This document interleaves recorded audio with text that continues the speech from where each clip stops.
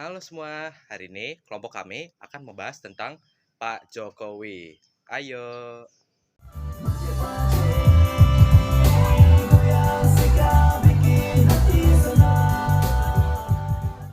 Joko Widodo yang lahir pada tanggal 21 Juni 1961 adalah seorang presiden yang mulai menjabat tanggal 20 Oktober 2014. Jokowi ini adalah menjadi presiden pertama yang bukan berasal dari elit politik atau militer Indonesia.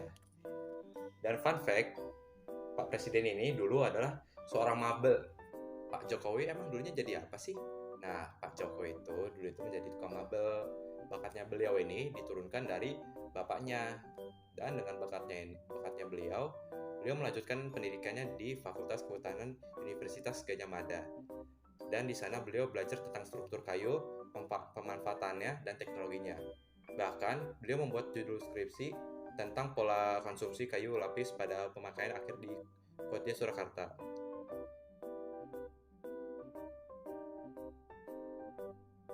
Bapak Jokowi menjadi wali kota Surakarta sejak tahun 2005 hingga 2012. Dan ini adalah jasa-jasa Bapak Jokowi pada saat memimpin kota Surakarta, yaitu pertama, merebranding kota Solo.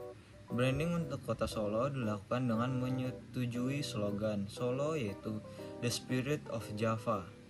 Langkah yang dilakukan cukup progresif untuk ukuran kota-kota di Jawa.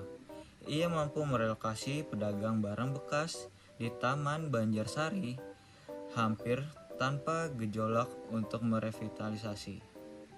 Yang kedua yaitu mendamaikan Keraton Surakarta. Konflik ini akhirnya didorong dengan campur tangan pemerintah Republik Indonesia dengan menawarkan dualisme kepemimpinan. Dan yang ketiga yaitu penataan pedagang kaki lima. Program yang mencuat namanya selama menjadi wali kota Solo adalah pembenahan pasar dan pedagang kaki lima. Salah satu contohnya adalah pedagang kaki lima di Monumen 45 Banjarsari. Pembenahan transportasi umum. Untuk urusan transportasi umum, berbagai jenis angkutan telah direalisasikan, seperti Batik Solo Trans yang merupakan bus yang beroperasi di dalam kota dan menghubungkan kota Solo dengan Bandara Udara Internasional Adi Sumarmo untuk mengintegrasi sistem transportasi pemerintahan Solo dan Yogyakarta. Dan juga pada tahun 2009, Jokowi juga meluncurkan kereta wisata peninggalan Belanda yang disebut Sepur Klutuk Jaladara. Dan pada tahun 2011, 20 Februari, bus tingkat Werkudara juga dioperasikan dan segera menjadi salah satu ikon kota Solo sampai sekarang.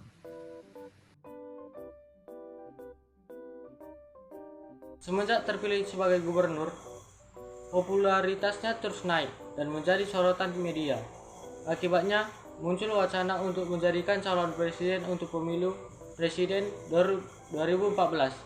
Ditambah lagi, hasil survei menunjukkan nama Jokowi selalu unggul. Pada awalnya, Ketua Umum PDIP Megawati Soekarno Putri menyatakan bahwa dia tidak akan mengumumkan calon presiden dari PDIP sampai telah pemilu legislatif 2014. Pada tanggal 14 Maret 2014, Jokowi menerima mandat dari Megawati untuk maju sebagai calon presiden. 3 pekan sebelumnya pemilu legislatif dan 2 hari sebelumnya kampanye.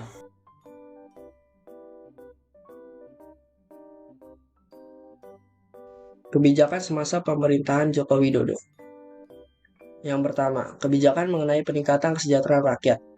Di awal pemerintahan Presiden Joko Widodo, ia mengeluarkan sebuah kebijakan yang cukup menarik perhatian masyarakat Indonesia. Kebijakan itu berupa peluncuran Kartu Indonesia Sehat atau KIS, Kartu Indonesia Pintar atau KIP, serta Kartu Keluarga Sejahtera atau KKS. Pengeluaran kebijakan itu bertujuan untuk meningkatkan kesejahteraan masyarakat Indonesia, terlebih masyarakat kalangan bawah. Yang kedua, kebijakan di bidang ekonomi.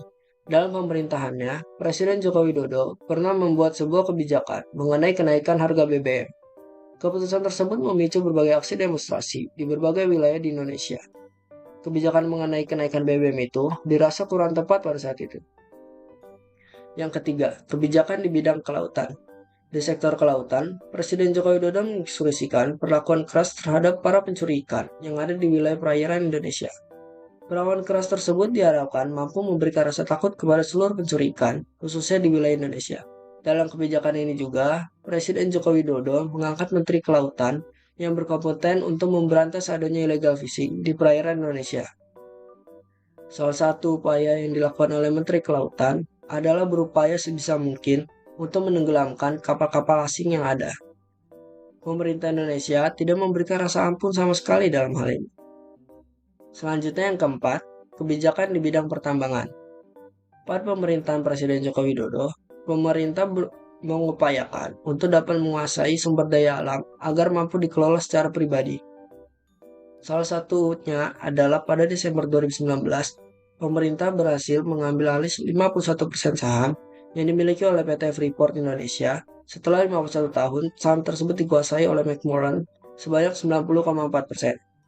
Dalam hal ini, Presiden menegaskan kembali mengenai kepemilikan mayoritas saham PT Freeport ini akan dipergunakan untuk meningkatkan kemakmuran rakyat.